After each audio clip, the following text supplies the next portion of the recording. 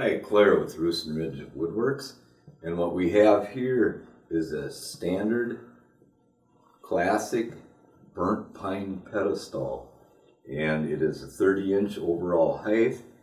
The footprint is approximately 16.5 inches, and it has an installed bottom. The top has a mounting surface of approximately 15 inches.